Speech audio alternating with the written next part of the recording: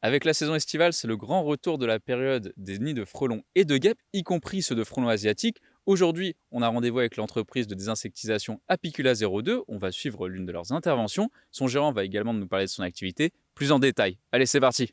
C'est un monsieur qui m'a contacté hier concernant un nid de frelons chez lui. Il s'est fait agresser en voulant en donner à manger à ses moutons et il s'est pas rendu compte qu'il y avait un nid de frelons dans sa cabane. Et en rentrant, donc il s'est fait piquer, il a fait une réaction allergique. Et aussitôt sa femme nous a appelés donc pour pouvoir procéder à la destruction du nid. Le problème du frelon asiatique, c'est c'est un fléau pour nos abeilles, hein, puisqu'il peut décimer des colonies très rapidement. C'est vrai que c'est un fléau pour nous, parce qu'on se rend compte qu'avec très peu de frelons asiatiques, ça fait beaucoup de dégâts. Si on continue à laisser les choses faire, nos pauvres abeilles, ils vont en subir les conséquences. On a de la chance, c'est qu'on est sur un nid facilement accessible.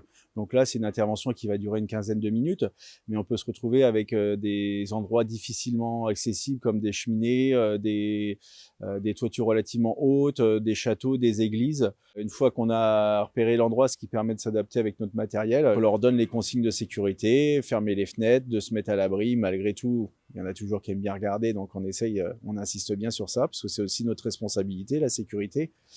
Et une fois qu'on a donc créé notre périmètre de sécurité, préparé notre matériel, on va aller au plus près du nid pour pouvoir injecter nos produits. C'est des produits qu'on ne trouve pas dans le marché courant.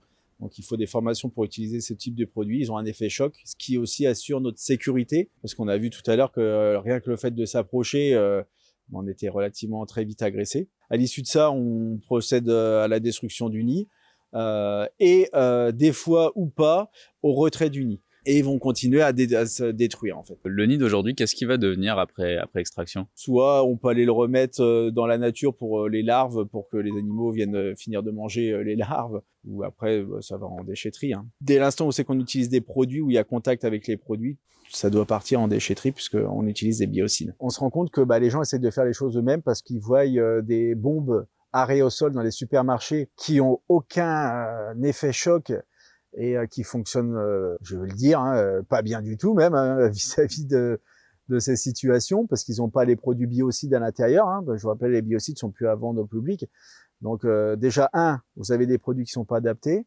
Deux, vous n'avez pas le matériel, les combinaisons qu'on a vu adaptées. Alors on a des messieurs qui pensent un petit peu être Hulk et qui se disent tiens, je vais mettre un casque de moto, une veste de cuir avec un arrêt au sol, et puis je vais essayer d'aller détruire le nid de frelon moi-même. Et c'est hyper dangereux et c'est impossible.